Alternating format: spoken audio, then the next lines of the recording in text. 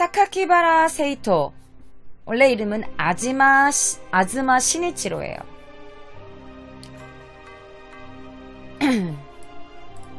(1982년 7월 7일) 고베시 키타구에서 출생합니다. 1989년 4월 고베 시립 타이노하타 초등학교라는 데에 입학을 해요. 아즈마의 가정집은 뭐 그냥 특별한 거 없었어. 회사원인 부친과 아빠와 전업주부의 엄마, 그리고 2명의 남동생과 다 합치면 5명의 가족이 함께 살고 있었어요. 그런데 독신 생활을 하고 있던 할머니의 단독 주택으로 이사를 하게 됐대요. 그리고 할머니는요, 이 아즈마를 되게 소중하게 길렀대. 그리고 이제 아즈마한테 있어서도 할머니는 굉장히 중요한 존재였던 거야. 할머니가 자기를 너무 예뻐해 주니까. 그리고 이 아즈마는요, 사스케라는 이름을 붙인 개를 기르기 시작해요. 그리고 아즈마의 부모님은요, 이 아즈마가 적극성을, 막 적극적이고 막 이런 성격을 몸에 배이게 하기 위해서 아즈마의 응석을 전혀 받아주지 않고 되게 엄하게 길렀대. 그러니까 아즈마는 부모님에 대해서는 애정을 많이 못 느낀 거야. 근데 할머니가 자기를 예뻐했으니까 이제 할머니한테 굉장히 좀 할머니의 존재감이 컸던 거지. 그리고 아즈마는, 그러니까 부모님도 이런 거지. 자기 자식인데 싫어하는 부모가 어디 있겠어. 그래서 아즈마의 부모님도 아즈마를 아끼고 사랑했지만 그 속마음을 이렇게 표현하지는 않았대요. 그러니까 1991년 아즈마가 초등학교 3학년 때 고베 시내의 맨션으로부터 이제 할머니 집으로 이사를 한 거야. 고베 시내의 맨션으로부터 이제 할머니 집에 와가지고 할머니랑 막 친하게 논 거지. 그래서 할머니가 아즈마를 데리고 노인회, 막 노인회 같은 거 있잖아. 할머니, 할아버지들 이렇게 마실 다니시고 같이 뭐 좀 대화도 나누시고 이런 데 있잖아. 그래서 노인회에 데리고 가셨대. 그래서 라디오 체조 막 이런 거 하는 게 있었는데 아즈마를 그런데 항상 데리고 다닐 정도로 아즈마를 할머니가 굉장히 예뻐했대요. 그런데 아즈마가 조금씩 좀 비정상적인 행동을 하는 거야. 그래서 이제 엄마가 얘가 좀 이상하다 싶으니까 교육 방법을 조금씩 고치기 시작해요. 그래서 1993년 아즈마는 원래 밝고 되게 활달한 아이였대. 그런데 초등학교 5학년이 된 직후 4월에 자신을 너무 예뻐해주고 자신을 너무 사랑해주고 자신을 너무 소중히 대해줬던 할머니가 죽게 된 거야. 그때부터 이 아즈마가 죽음에 대해서 흥미를 갖기 시작합니다. 그래서 얘는 죽음을 이해하고 싶은 거야. 죽는 게 뭐지? 우리 할머니는 죽었잖아. 죽는 게 뭘까? 그래서 얘가 죽음을 이해하기 위해서 해부를 하기 시작해요. 개구리 막 이런 거 있잖아. 개구리 같은 걸 잡아가지고 죽인 다음에 해부를 하기 시작해. 그리고는 학교에서 이제 쉬는 시간이 되면 13일의 금요일 있잖아, 여러분들. 그 영화 있죠. 13일의 금요일에 등장인물을 막 얘가 그렸대. 그래서 막 자랑했대. 야, 너 13일의 금요일이란 영화 알아? 이 사람 나오는 거 봐. 봤어? 근데 그게 원래 미소년자는 못 보게 된 영화인데 어떻게 구입이 돼서 보게 됐는지까지는 잘 모르겠지만 어쨌든 13일의 금요일이 굉장히 잔인한 영화잖아요. 근데 그런 거를 얘가 막 보기 시작했던 거야. 그리고 1994년 이제 아즈마가 초등학교 6학년이 됐을 때 밝고 명랑했던 애가 갑자기 과묵해지기 시작하는 거야. 그리고 이상한 짓을 하기 시작해. 교사, 선생님이나 자기 반 친구들의 자리에다가 압정을 둬요. 압정을 두거나 반 친구 뒤에서 가위를 던지는 거야.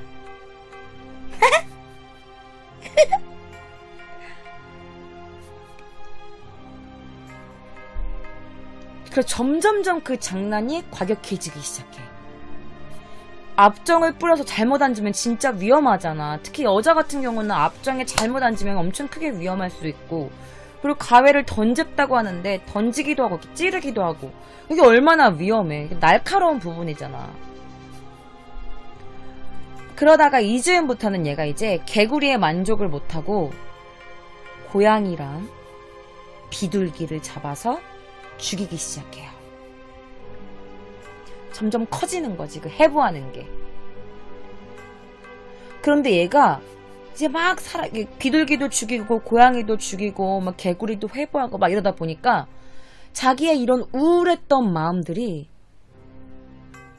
죽이는 걸로, 살해하는 행위로 조금씩 가라앉는 걸 느끼는 거야. 그러니까 자기 마음의 위안을 얻기 시작해. 이 살해 행위로. 그런데 그러고 있다가 기르고 있던 개 사스케가 죽어요. 죽었는지 얘가 죽였는지 그건 아직 모르겠어요. 그러다가 1995년 1월 초등학교 6학년 때 얘가 졸업문집 그런 거 쓰잖아. 졸업문집에 이때 당시에 졸업 직전에 일본에서 1995년 1월 17일에 한신 대지진이 일어났었어. 그 당시에 무리야마 도이치 수상이 이제 해외로부터 원조 개 파견의 제의를 막 거부하고 막 이랬대.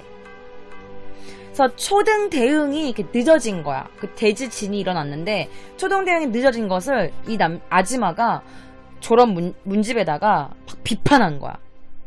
그래서 꼭 어느 정도였냐면 진짜 막 그 무라야마 수상한테 복수할 듯이 막 이런 막 원한에 가득 찬 문장이었대요.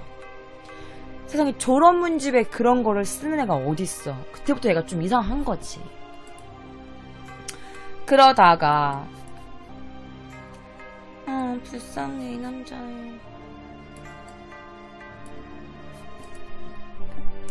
같은 무렵 2월 아즈마는 벌써 세 번째 세 번째 피해자 이 하세준이에요. 약간 그 좀 아팠던 아이. 그래서 하세준이랑은 원래 아는 사이였어. 왜? 자기 친동생과 친구였으니까. 근데 얘가 그 하세준이 약간 조금 장애가 있던 아이여서 얘를 몰래 때리고 구타하고 막 괴롭히고 이런 걸 일삼고 있었어. 뒤에서 이미. 근데 이제 아즈마의 막내 동생이 이제 하세준이랑 동갑이었던 거야. 그래서 유치원 때부터 계속 같이 자라서 사이가 되게 좋았대. 그 아즈마의 동생은 조금 의리가 있는 게 뭐였냐면 이 하세준이 막 학교에서 괴롭힘 당하고 친구들한테 막 이짐에 당하고 그러면 아즈마의 막내 동생이 하세준을 막 감싸주고 막 그랬대. 착한 애였던 거야. 아즈마의 막내 동생은 좀 정상인이었던 거지. 그리고 아즈마의 남동생하고 그다음에 이 하세준의 이 아픈 아이의 형은 또 동급생이었던 거야. 그러니까 하세준의 막내 동생이랑 이 아즈마의 막내 동생이랑 하세준은 친구였고 하세준의 친형이랑 이 아즈마는 또 동급생이었던 거지. 그러니까 서로 제 집안끼리도 좀 친했던 것 같아. 어느 정도였냐면 하세준이 이제 뭐 아즈마의 집에 이제 잘 놀러 갔대. 안녕하세요. 이제 이러면서 놀러 가면은 이제 아즈마 친동생이랑 같이 막 놀고 그랬겠지. 그래서 하세준의 친엄마, 모친이 항상 이제 아즈마랑 아즈마 동생한테 우리 잘 돌봐줘서 너무 고마워. 이 고마운 마음을 어떻게 표현하니? 아줌마가 너네 때문에 우리 준이 학교 보내도 안심이야. 너무 고마워 얘들아. 이러면서 늘 그렇게 이야기를 해왔었대요. 너무 고맙다고. 자기 아들이 약간 좀 정신적으로 문제가 있었던 아이였기 때문에 엄마가 얼마나 마음이 신경이 쓰이셨겠어. 근데 항상 이렇게 옆에서 잘 돌봐주고 잘 챙겨주니까 엄마가 이 하세준이랑 그 아즈마, 이 남자의 친동생이랑 아즈마한테 맨날 이렇게 늘 고마움을 표현했었대. 그런데 사건 후에 알고 보니까 얘가 죽인 거잖아. 자기가 늘 고마워하던 그 새끼가 자기 아들을 죽인 거야. 근데 이 아즈마, 이 살인자의 엄마가 너무 쇼크를 받은 거야. 우리 아들이 살인자라니. 나는 엄청 쇼크를 받은 거지. 그리고 얼마나 이 하세준 그 부모님 가족들한테 얼마나 미안했겠어. 자기 아들이 이렇게 얼굴을 아예 몰랐던 사이도 아니고 어릴 때부터 같이 지내서 친했던 집안끼리도 알았는데 자기 아들이 준이를 죽였으니 그래가지고 이 아즈마의 친엄마가 그 하세준 집에 가서 막 도움을 자청했대요. 미안해. 내가 뭐 도와줄 거 없을까? 이러면서 이제 집에 가서 막 도움을 계속 자청했대. 그리고 이제 하세준의 장례식도 이제 막 도와주고, 그리고 막 이제 얘네 하세준의 엄마가 얼마나 충격으로 쓰러졌을 거야. 자기 아들이 그것도 정상적인 거 죽은 것도 아니고 목만 잘려 죽였으니. 그래서 얘네 엄마가 쓰러져가지고 이 아즈마 살인자의 친엄마가 이 하세준의 모친을 대신해서 막 쇼핑도 대신 해주고 막 이랬대. 그리고 이제 하세준이 그때 행방불명 됐을 때, 그때는 아직 아즈마가 살인자라는 걸 몰랐을 때, 그때 이 하세준이 행방불명 되었을 때는 막 같이 찾는 것도 돕고 막 이랬대. 그 정도로 집안이 되게 친했던 사이였던 거야. 에휴. 그러다가 1995년 3월 달에 아즈마의 담임 선생님이 아즈마가 입학하는 토모가오카 중학교 교사한테 이렇게 말한 거야. 그 선생님한테 이 아즈마에 대해서 얘기해주는 거야. 약간 이상하다고, 문제아라고, 그러니까 조심하시라고, 좀 신경 써서 아이를 잘 보시는 게 좋으실 거라면서 이제 그 중학교에 이 아즈마의 담임 선생님이 되는 사람한테 이제 그런 얘기를 해준 거야. 아즈마가 6학년 2학기 때 사람 뇌 있죠. 뇌를 만든 한 붉은 점토로 이렇게 뇌를 만들었는데 그 뇌에다가 커터칼 있죠. 커터칼을 뇌에다 꽂았대. 그 자기 작품에다가. 커터칼을 꽂은 게 작품인 거야. 사람 뇌에다가. 그러면서 이렇게 말했대. 소녀는 벌레를 죽이는 것이 취미고요. 벌레가 사람으로 바뀌는 게 무서워요. 라고 선생님한테 말했대요. 그러니까 좀 이상했던 애인 거야. 아즈마는 이제 막 좀 개구리로 시작해서 고양이, 비둘기 이제 이걸로 죽이는 걸로는 만족이 안 되는 거야. 사람 죽여보고 싶다. 어떡하지? 사람 죽여보고 싶어. 이 사람을 죽여보고 싶다는 욕망을 이제 막 얘가 컨트롤을 할 수가 없게 돼. 그래서 사람을 죽여야겠다고 생각하게 됩니다. 그러면서 얘가 사람이 죽은 뒤에 그 후에 사후에 어떻게 변화하는지 이거를 막 생각했대. 그리고 이제 막 사람 죽일 때 감각에 대해서 호러 영화 있죠. 막 피 터지는 막 그런 잔인한 영화, 호러 영화, 만화 이런 것을 보면서 막 자기 상상을 막 부풀려 간 거야. 사람 죽일 때 이런 느낌이겠지? 죽은 다음에 어떻게 변하지? 입술이 파래지나? 눈이 이렇게 되나? 막 이러면서 막 나름대로 막 상상을 한 거지. 그리고 지가 이렇게 말을 했어.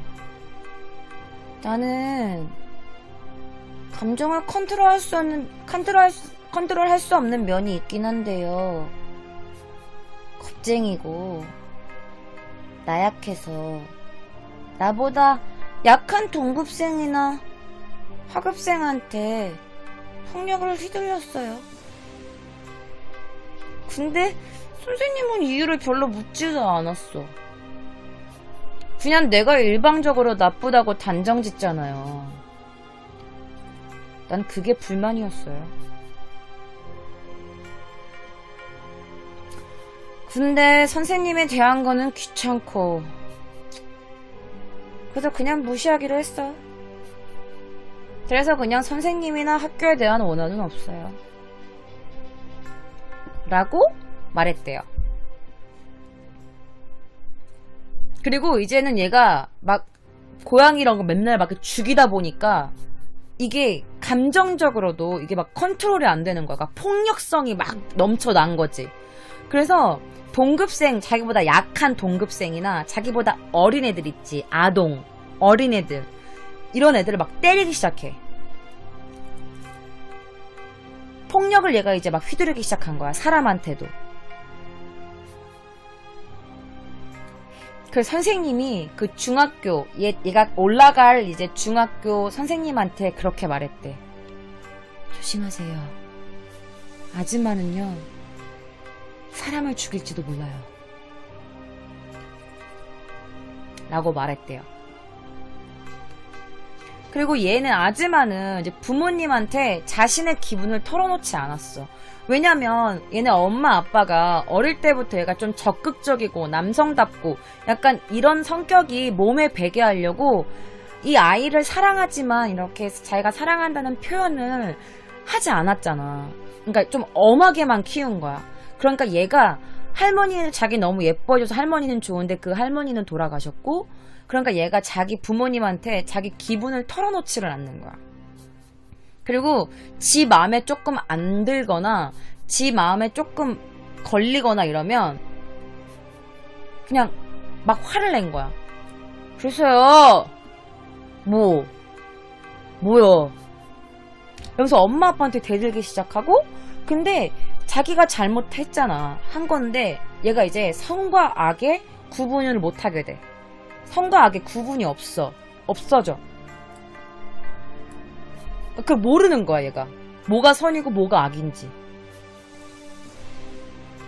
그래서 얘가 점점점 더 폭력성이 커지는데, 톱이나 나이프 있죠, 칼. 이런 거를 훔쳤대. 훔쳐가지고 이제 학교에서 어떤 한 애를 두고 집단 괴롭힘을 하는 거야. 애를 막 이지매하기 시작하는 거지. 어떤 약한 애를 골라가지고. 그래서 나이프나 톱 같은 거 가져와서, 야, 죽을래? 너 한번 죽어볼래? 죽어봐. 야, 얘 때려. 이러면서 이제 애를 괴롭히기 시작한 거야. 그러니까 좀 구체적으로 설명하면, 예를 들면 이런 것도 있었대요. 자기 친구한테 워드 있지, 컴퓨터로 친 거 있잖아. 컴퓨터로 친 이런 협박문을 여학생한테 보내기도 했대. 여학생한테 막 보내게 했고, 그러니까 얘가 자꾸 막 폭력성이 짙어지고 뭐가 성인지 뭐가 나쁜 건지도 구분을 못하게 되고, 계속 애들한테, 자기 친구들한테 이상한 짓을 막 하고, 막 톱이랑 칼도 훔치니까 얘네 부모님이 어떻게 생각했냐면, 얘가 뇌에 혹시 문제가 있는 게 아닐까? 라고 걱정이 되기 시작하는 거야. 얘가 너무 이상해지니까. 그래서 뇌에 장애가 있는 것은 아닐까라고 생각해서 이제 선생님도 그렇고, 그래서 선생님의 권유로 6월부터, 그 당시에 6월부터 한 3개월 정도 전문의의 진찰을 받게 했대요. 그리고 이제 그 정신과에 보냈는데 그냥 이렇게 나왔대. 사물에 집중하기 어렵고 주위에 대한 인지 능력이 삐뚤어지고 있는 증상이 있다라고 진단됐대. 그런데 치료가 중단된 거야. 왜 중단했는지 모르겠어. 사물에 집중하기 어렵고 주위에 대한 인지 능력이 삐뚤어지고 있다는데 엄청 그럼 위험하다는 거잖아. 그런데 그냥 진료를 그만둬. 그리고 모치는, 그러니까 친엄마. 내가 이거 해야겠다. 그러니까 친엄마의 내면을 이제 아지마가 얘가 어떤 생각을 갖고 있는지, 얘가 뭘 생각하고 있는지 전혀 모르게 된 거야. 자기 아들인데도 모르겠는 거야. 그리고 아빠랑 이제 남편이랑 좀 얘기를 하고 싶은데 남편이랑은 얘기할 기회가 없고, 그리고 이제 아빠도 아들을 막 우쭈쭈 키운 게 아니고 항상 엄하게만 키웠기 때문에 아들과 뭐 이야기할 그런 기회도 많이 없었고, 그래서 아지마를 너무 몰랐던 거야. 이 부모님들이 조금씩 이상하다, 아 뭐 근데 그게 심각한 거야겠어 라고 했는데 점점점 이제 애가 너무 심하게 이상해지니까, 근데 그걸 깨달은 후에는 너무 늦은 거지. 그리고 1996년 이제 아즈마가 중학교 2학년 때 학교에서 이런 장문을 했대요. 글을 쓴 거야. 그 제목이 뭔지 알아? 화장터를 지키는 사람. 화장터가 뭔지 알죠? 화장터가 뭐냐면 그 뼈를, 그러니까 사람 시체가 있으면 이제 그거를 뼈를 화장시키는 거예요. 그러니까 몸에 있는 걸 다 이제 태우는 거지. 그리고 나중에 뼈만 남아. 이제 그런 작업을 하는 것이 화장터예요. 근데 얘가 글을 쓴 게 화장터를 지키는 사람이라는 글을 썼어. 근데 그 내용이 뭐였냐면 시체가 녹아내리는 그런 상황을 되게 리얼하게 묘사했대. 화장터니까. 시체가 녹아내리는 상황을 리얼하게 그렸고, 막 그런 글을 쓰면서 얘가 이제 실제 자기 생활에서도 동물 학대를 뭐 예를 들면 한 달에 한 번 했으면 이게 막 일주일에 한 번이 되고 3일에 한 번이 되고, 그 동물 학대의 빈도가 증가했대요. 동물 학대를 하면은 뭐 길 가는 뭐 고양이를 뭐 때리거나 던지거나 혹은 죽이거나 잡아와서 해부를 한다든지, 이제 이런 동물 학대 빈도가 점점 증가하기 시작한 거야. 그래서 1996년 11월 아즈마가 렌탈 비디오점에서 비디오를 훔쳤어. 그래서 이게 보도가 됐어. 근데 그 비디오가 어떤 비디오였냐면 호러 비디오였던 거야. 잔인하고 피 터지고 사람 죽이고 이러는 비디오를 얘가 몰래 훔친 거야.